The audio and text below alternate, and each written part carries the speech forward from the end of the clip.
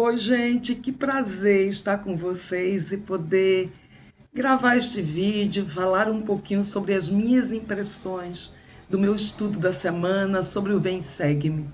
E eu vou te contar que a sensação que eu tive ao estudar essa designação foi de que nós precisamos confiar em Deus e precisamos nos acalmar, acalmar o nosso coração, porque Ele sabe tudo, Ele sabe todas as coisas. E eu fiquei pensando nessas sessões, no contexto dos santos, que não era um contexto fácil, e eu gostaria que você pensasse o seguinte: você já teve alguma vez aquela expectativa que foi frustrada? Ou você desejou muito algo e não foi realizado? Ou algo que foi te prometido e de repente foi tirado de você? Pois é, eu fico pensando naqueles santos porque eles foram, né, com toda a esperança do mundo, com toda a boa vontade, deixando tudo para trás e foram para o Missouri. E eles enfrentam tanta perseguição, tanta hostilidade dos colonos que estão lá e que temem, porque aquele povo começa a se tornar grande, mais pessoas chegando. Então eles viam tudo isso como uma ameaça, um povo que pensava diferente, um povo pacífico, enfim. E a gente já sabe o final dessa história, a imensa perseguição. E eu fico pensando como aqueles santos devem ter se sentido. Estou fazendo as coisas certas, deixei tudo para trás. E agora? Onde está a Sião? Onde estão as bênçãos prometidas? E às vezes a gente pensa exatamente assim, a gente pensa muito no imediato. A gente acha que as bênçãos prometidas são já e são agora. E a gente não entende o tempo de Deus. A gente não entende que Ele sabe tudo. E muitas vezes, nessas expectativas que não se realizam, nessas provações que passamos, nós estamos sendo testados, refinados e aprendendo. Pode ser que você diga assim: não, chega, já fui testada demais, refinada demais, não quero. E aí nós precisamos lembrar que isso faz parte da vida, faz parte do plano, e que o Senhor sabe o melhor para o seu povo. Ele sabe o que o seu povo precisa aprender. Ele sabe o que nós precisamos aprender. Então, em meio a essa perseguição, em meio às injustiças, as casas sendo queimadas, plantações, gráfica, perseguições, mulheres, crianças, as pessoas aí fugindo, né, daqueles que estavam ameaçando e colocando fogo em tudo. É muito triste imaginar isso, mas o Senhor sabia todas as coisas. Ele sabia que aquele povo seria mais forte, passando por isso, passando por essas provações. Não é diferente conosco, não é diferente quando a gente olha nas Escrituras e vê quantas provações Nefe passou, quantas provações Abraão passou, Jó passou. Há um padrão. Os santos são provados. E é nessa prova que se mede, que se mostra a nossa fidelidade. Porque é fácil ser fiel quando está tudo bem em Sião. É fácil ser fiel quando eu estou saudável, quando eu tenho emprego, quando eu tenho geladeira farta. É fácil. Mas nem sempre é fácil quando vêm as provações. Há duas coisas, né? Quando vêm as provações, ou eu me aproximo de Deus, ou eu me afasto dele. A gente viu isso, né, quando no livro de Mórmon, as guerras dos nefitas e lamanitas, tantas batalhas, ou eles se aproximavam e se tornavam fervorosos, ou eles se afastavam de Deus e começavam a blasfemar contra esse Deus. Então, que a gente possa pensar, né, que tipo de grupo eu estou inserido, que tipo de pessoa eu sou. Será que eu sou aquele que na hora que está difícil, que as provações vêm, eu me aproximo de Deus, ou aquele que eu começo a reclamar e achar que eu estou sendo injustiçado? E, gente, as injustiças vão acontecer e sempre vão acontecer. E a gente precisa aprender a lidar com elas com fé, com esperança em um mundo melhor. Com a esperança do nosso Salvador Jesus Cristo. E vendo essas coisas que estavam acontecendo, é interessante a gente pensar como o amor do Senhor ele é imenso, porque ele conhecia os santos, ele sabia o que estava acontecendo.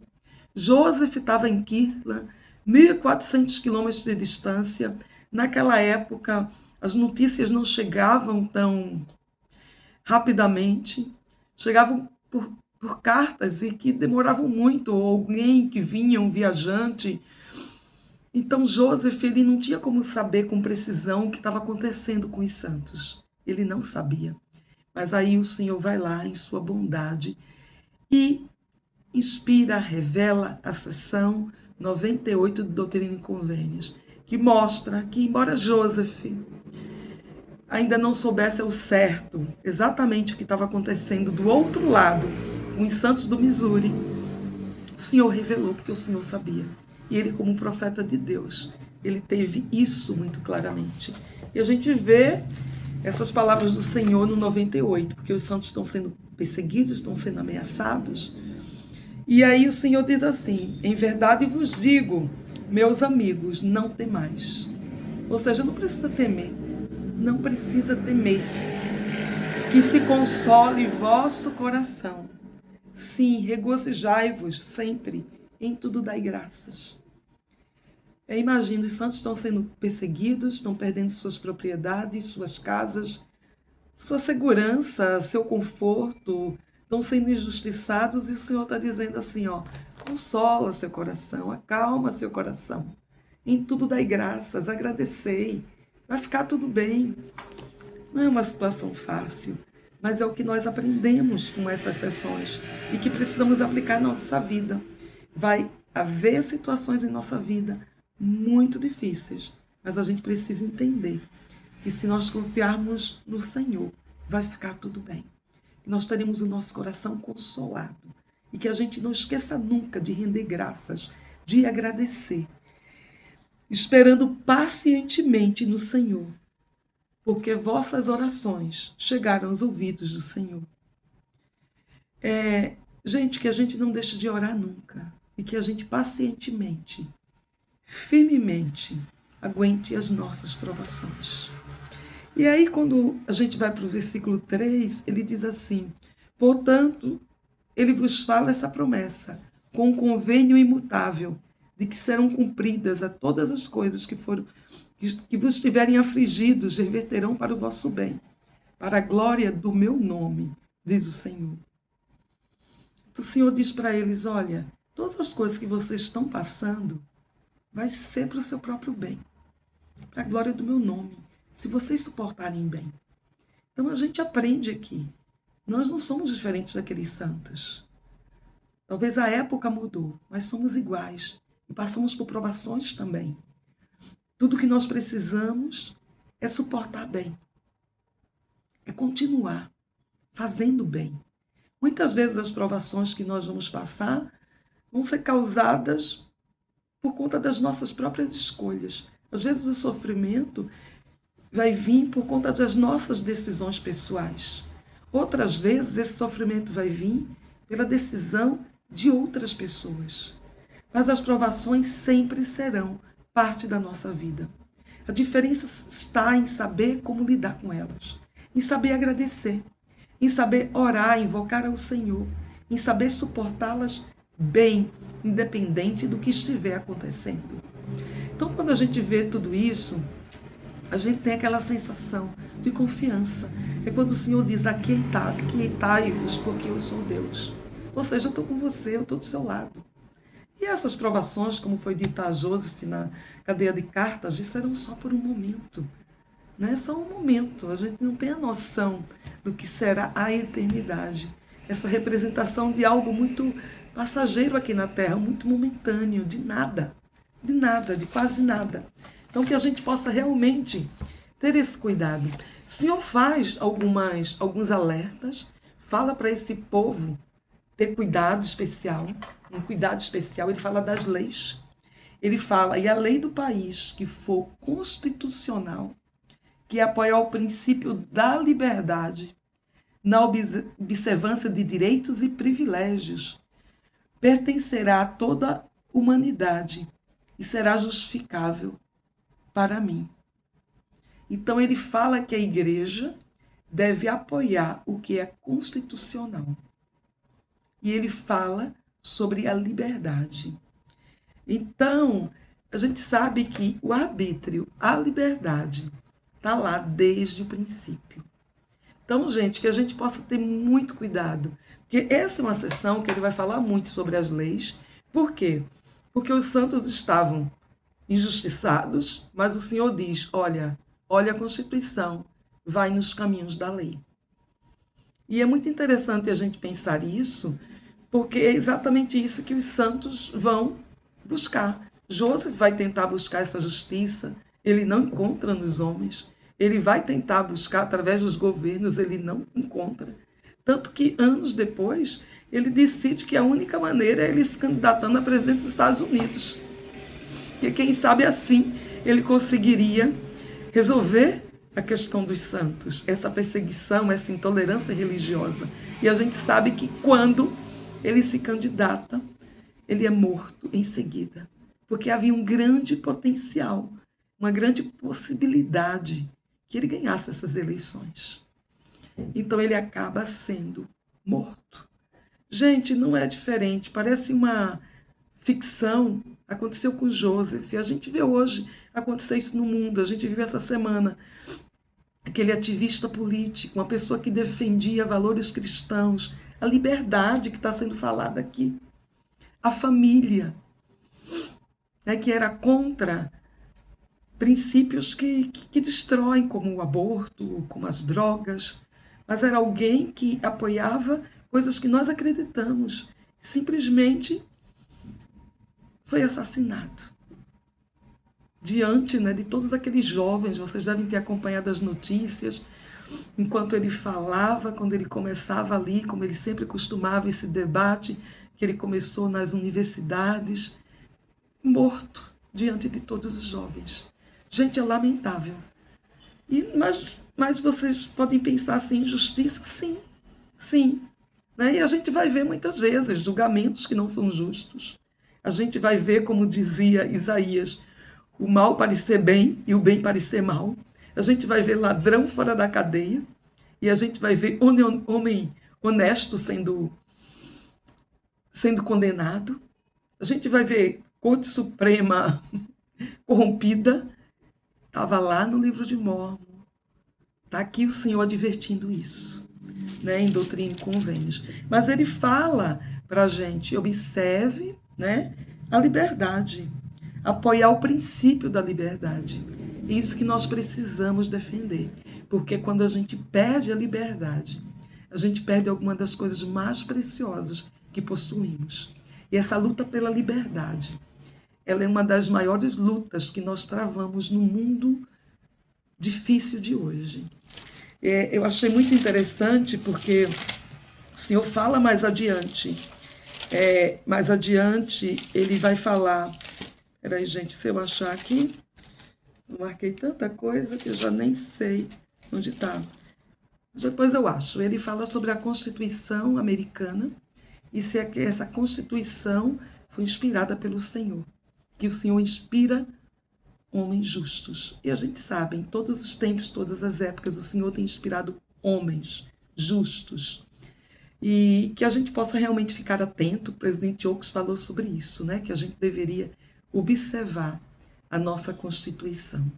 E que a gente deveria ficar atento às leis do nosso país. Não aos abusos, mas às leis. Uma coisa que eu gostei muito, né, quando ele fala sobre esses cuidados, por quê? Ele diz o motivo, né? Porque ele diz assim, olha, quando a gente vai lá e coloca no poder homens que são iníquos, e o que é que a gente pode dizer, homens iníquos? Pessoas que não aprovam, ou que não, vamos dizer assim, pessoas que não têm princípios que a gente acredita. Né? Isso eu estou falando independente de partidos. Pessoas que muitas vezes não têm valores cristãos. Pessoas que vão tentar destruir a doutrina de Cristo, aquilo que ele prega. Né? E ele fala exatamente isso no versículo 10, no versículo 9 antes. Mas quando os iníquos governam, o povo pranteia. Então, olha só que aula a gente está recebendo em Doutrina e Convênios. Então, muito cuidado quando a gente vota, porque quando os iníquos governam, o povo pranteia. E ele diz ainda, deve-se, portanto, procurar diligentemente. Gente, é diligentemente. Isso demonstra que essa deve ser uma preocupação nossa. Porque é muito comum os santos dizerem assim, eu não estou preocupada com a política. Como assim? Como eu não estou preocupada com política? A política rege a vida. E aí ele diz, deve-se, portanto, procurar diligentemente homens honestos e homens sábios e homens bons e homens sábios devereis apoiar, pois o que for menos do que isto provém do mal.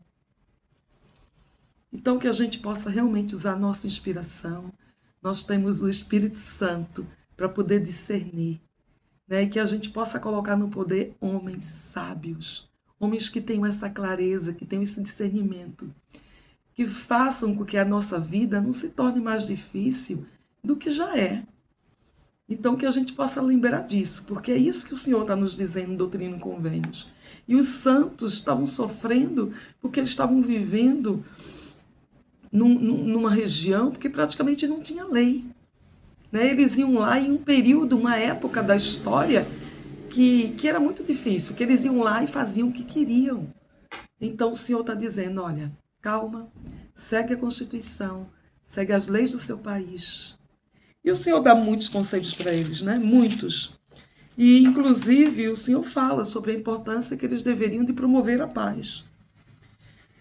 E ele diz ainda, que essa foi a lei que ele deu a Nefe, foi a lei que deu a José, a Jacó, a Isaac, a Abraão, a todos os profetas. E essa é a lei que ele está dando a Joseph, que não saíssem para batalhar contra nenhuma nação, tribo, língua, povo, a não ser que eu, o Senhor, lhes ordenasse. Né? Então o Senhor vai e diz, olha, eu estou ordenando que vocês não devem batalhar, a não ser que eu ordene. Né? E se eu ordenar, eu, o Senhor, lutarei as suas batalhas. Né? Eu, o Senhor de Sabaote, o Senhor dos exércitos, eu vou lutar por suas batalhas. Então, gente, a gente tem visto muito o que o presidente Nelson tem dito sobre paz. E a gente tem escutado repetidas vezes, a gente escutou agora em uma publicação de um jornal americano que o presidente Nelson fala exatamente sobre paz. E a gente vê como ele é esse exemplo de paz. Então, por mais difícil que seja, que às vezes tem gente que a gente quer ali, esganar, mas que a gente saiba que a gente precisa manter a paz, para que a gente possa ter o espírito, porque o Satanás é o pai da discórdia. E o presidente Nelson, ele fala sobre isso no seu discurso, o discurso que está aqui recomendado como leitura, que é o poder do ímpeto espiritual. Nesse discurso, ele fala sobre eliminar conflitos, né? Encerrem toda e qualquer inclinação de ferir outras pessoas. Seja seu temperamento uma língua afiada ou um ressentimento contra alguém que os tenha ferido. O Senhor ordenou que oferecêssemos outra face, que amássemos nossos inimigos e orássemos por aqueles que nos maltratam. Então ele diz, nós somos seguidores do Príncipe da Paz. Se nós somos seguidores do Príncipe da Paz, nós precisamos ser o exemplo de paz. Nós precisamos defender aquilo que acreditamos, mas a gente não precisa sair brigando com o mundo. A gente pode promover paz, mesmo quando a gente é firme com os nossos princípios, com os nossos valores, com aquilo que nós defendemos, quando nós dizemos que não abrimos mão da nossa liberdade. E aí ele fala sobre esse ímpeto espiritual, ele cita o exemplo desse jogo de basquete, onde esses dois times estavam uma verdadeira batalha de um lado para o outro, quando de repente um armador, né, vai lá de um dos times e faz uma jogada e ganha 3 pontos. E pouco antes de acabar esse primeiro tempo, vem um outro e faz 4 pontos do mesmo time.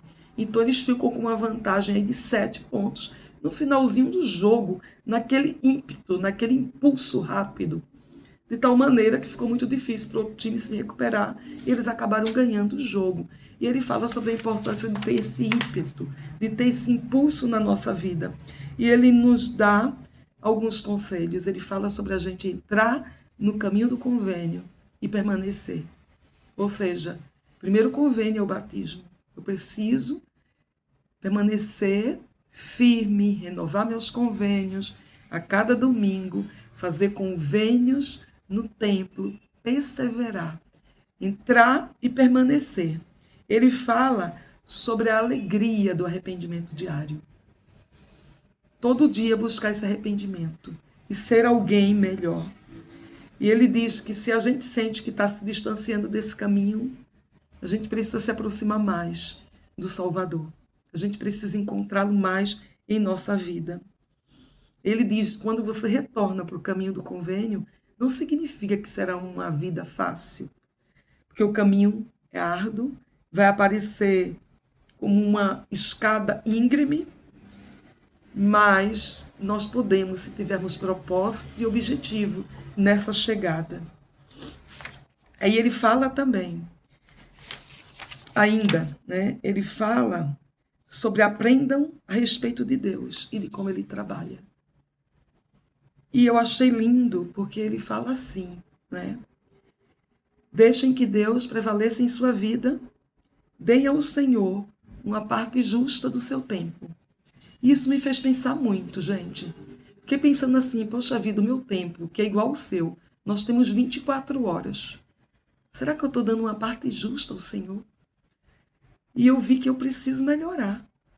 Porque eu passo tanto tempo no meu trabalho, ou quanto tempo nos meus estudos seculares, quanto tempo me dedicando à família, mas quanto tempo eu me dedico na minha leitura das Escrituras, quanto tempo eu me dedico nas minhas orações pessoais. Então, muitas vezes a gente soma isso e dá pouco tempo, às vezes não dá uma hora. E todas as outras 23 horas são para outras coisas. Então ele fala, deem ao Senhor uma parte justa do seu tempo. Quando a gente demonstrar ao Senhor que Ele é uma prioridade em nossa vida, nós seremos abençoados por isso. Aí ele diz, ao fazerem isso, observem o que acontecerá a seu ímpeto espiritual positivo. Então, quando a gente se dedica a ler as Escrituras, a analisar as Escrituras, quando a gente se dedica a ministrar, aos nossos chamados, à frequência ao templo, às orações, tudo que nós fazemos para esse reino, quando a gente se dedica para Deus, a gente pode observar o que acontecerá na nossa vida. Busquem e esperem por milagres. Ele fala isso. Deus não deixou de ser um Deus de milagres. Se Ele não deixou de ser um Deus de milagres, e eu não estou sentindo milagres em minha vida, o que eu preciso fazer? Então, esses milagres muitas vezes não vêm rapidamente. Levam tempo. Eu preciso ser constante, eu preciso perseverar, eu preciso exercer fé para que ele aconteça na minha vida e ser obediente.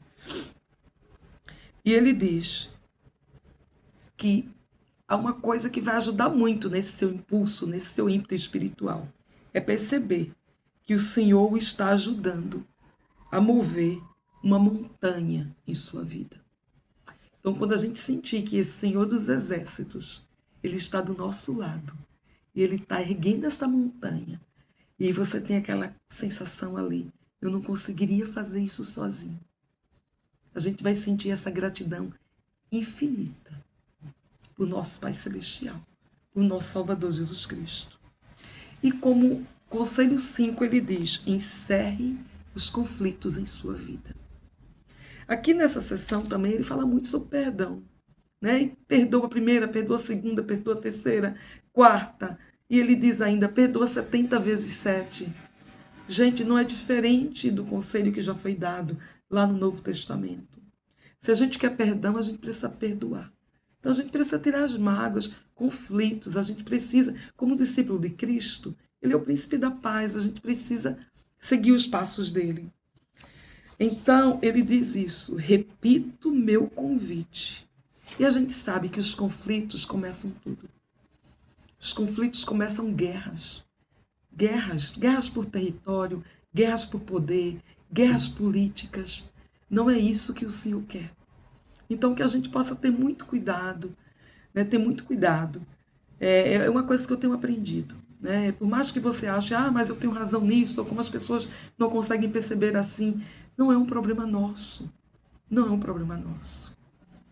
Né? As pessoas vão pensar o que quiserem, você não vai conseguir mudar a cabeça delas. O que você precisa é promover a paz. Não significa que você não vai defender o que acredita, mas mostrar que você é um discípulo de Cristo.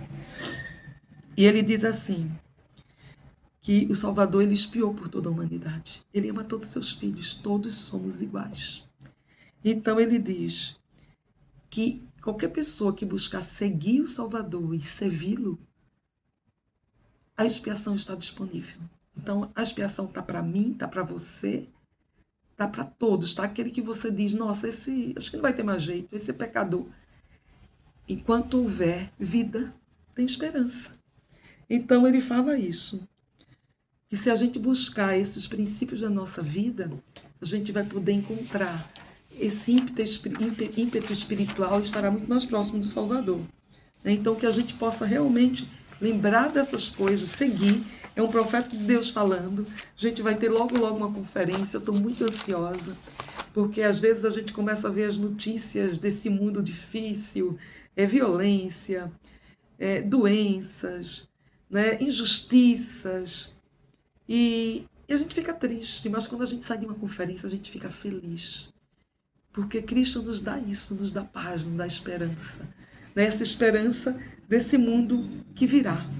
E outra coisa que a gente precisa entender, né, o Helder Perkins, ele também deu um discurso lindo, que está como indicação de leitura no manual, que diz, lembra-te de teus santos que estão sofrendo, ó Deus.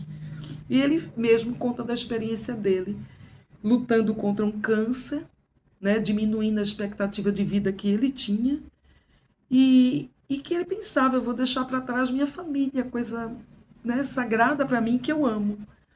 E aí ele diz que aquelas pessoas que vivem sofrimentos de enfermidade, de doenças, que estão passando por provações, fraquezas, abuso, né, envelhecimento, ele fala isso, acidentes, doenças inesperadas, ou está com uma questão da falta de moradia, ou fome, ou sofrendo por atos de violência de guerra.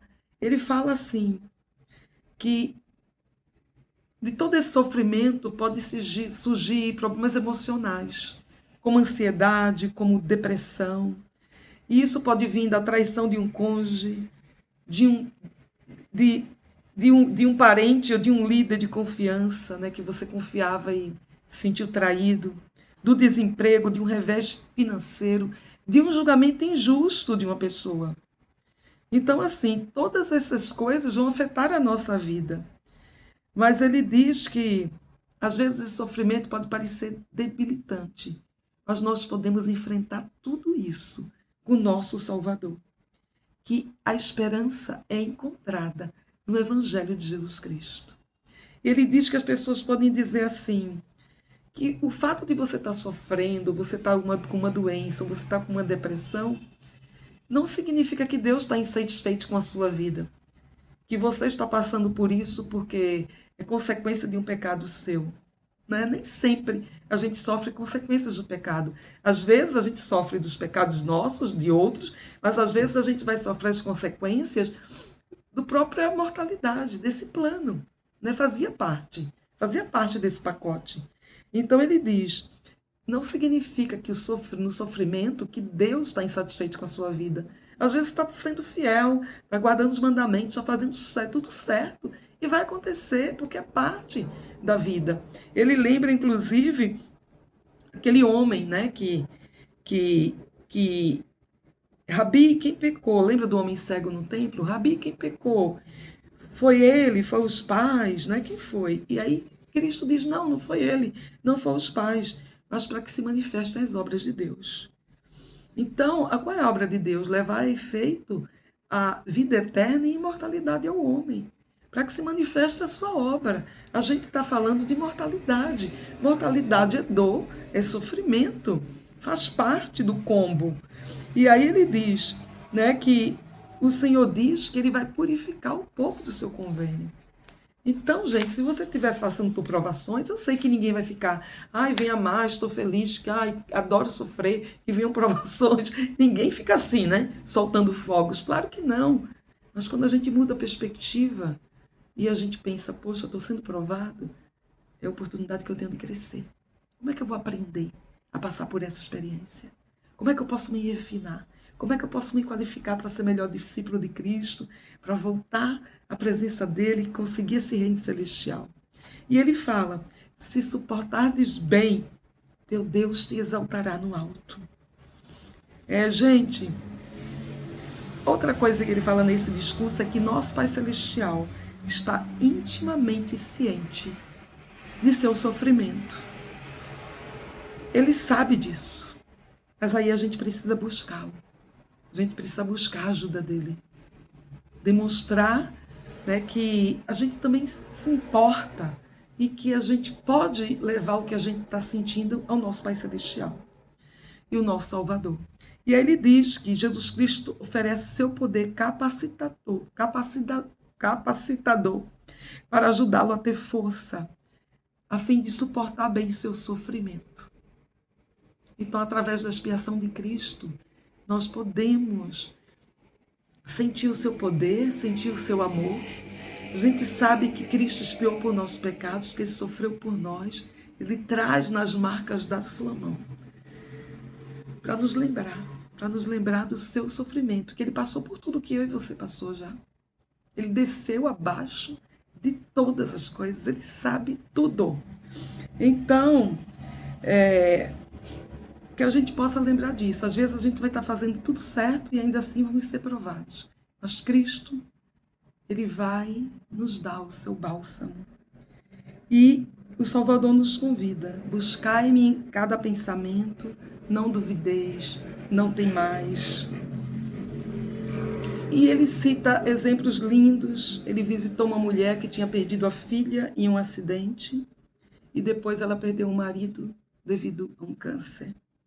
E ele perguntou a ela como é que ela estava conseguindo suportar tamanha perda e sofrimento. Ela respondeu que a força veio de certezas espirituais de uma família eterna, recebida durante a adoração regular, não é de vez em quando, regular no templo. Como prometido, as ordenanças na casa do Senhor haviam suprido com o poder de Deus. Vamos buscar esse poder do alto.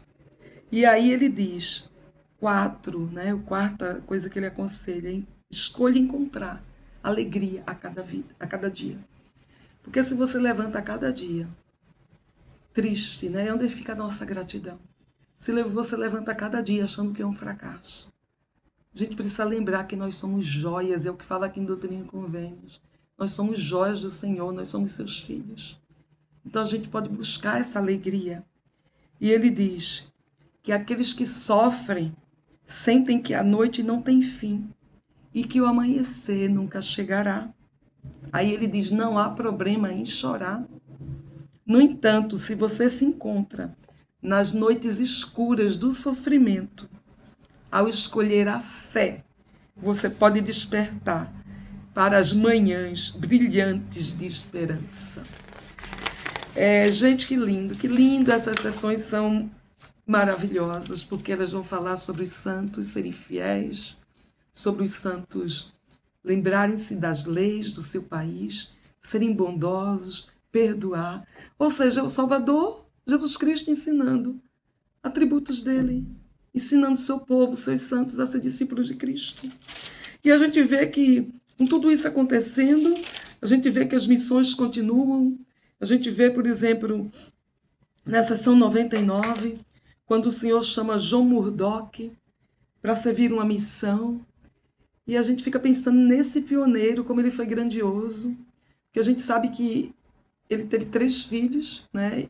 A esposa estava grávida de gêmeos quando ela morreu no parto. Em época muito semelhante, Joseph e Emma também tinham perdido seus 2 filhos, né? Tinha perdido gêmeos. E Murdoch, né, foi lá e ele precisava sair em missão e ofertou os seus filhos, né? Eles adotaram, vamos dizer assim. Joseph e Emma adotaram os filhos dele. E ele pôde seguir em missão. E ele foi um missionário incrível, uma missão que foi feita de sacrifícios, imagina. Ele deixou os filhos ao cuidado de outros, ele perdeu sua esposa e ele dedicou-se imensamente a esse trabalho. Ele batizou Parley Pripret, né, que acabou batizando 70 vizinhos e feito outras missões. E a gente vê como ele está aí vamos dizer assim, nessa lista, né, de missionários que fizeram tanta diferença nesse início da igreja. E em meio à dor, gente, em meio ao sofrimento, imagina o que ele estava passando. Fora acusações que ele recebeu de membros da época, e ele foi firme. Em nenhum momento ele se baseou seu testemunho nos homens, mas ele foi fiel nas suas missões. Quando a gente vai mais adiante, a gente vê Joseph, que é chamado para uma missão com Sidney Rigdon. E eles estão muito preocupados. Joseph está muitos dias fora de casa e ele começa a se preocupar com a família. Ele está preocupado com o que está acontecendo com Emma, com os filhos. A gente está falando numa época, gente, difícil. Quando você vê missão, já era difícil, que quase ninguém tinha telefone em casa. A gente não tinha celular. O máximo que tinha na minha missão eram os líderes de zona que tinham aqueles bipzinhos, né? Para passar os números. As cartas chegavam de casa e muitas eram extraviadas. A gente não tinha tecnologia de hoje. E nessa época, imagina as estradas que a gente não tinha essa locomoção, essa questão, né, da via, vamos dizer assim, terrestre, avançada como a gente tem hoje. E José estava preocupado. E aí o Senhor revela para ele a seção 100. Olha o que o Senhor fala para Joseph. Para Joseph e Sidney. Em verdade, assim vos diz o Senhor, meus amigos, Sidney e Joseph, vossas famílias estão bem, encontram-se em minhas mãos, e eu lhes farei o que me parecer bem, pois em mim todo o poder existe. Imagina, Joseph, Sidney, fica aí quietinho, cumpra a sua missão, porque suas famílias estão bem. Estou cuidando delas, e elas estão em minha mão. O que eu preciso de vocês é o seguinte, vão lá, clama a este povo. E aí o Senhor diz, expressa pensamento que eu vos puser no coração, e não sereis confundidos diante dos homens. E é tão interessante isso, né? E a gente pensa, eles não precisavam de um roteiro, de um plano de aula, era simplesmente expressai os pensamentos que eu vos puser em vosso coração, e não sereis confundidos diante dos homens.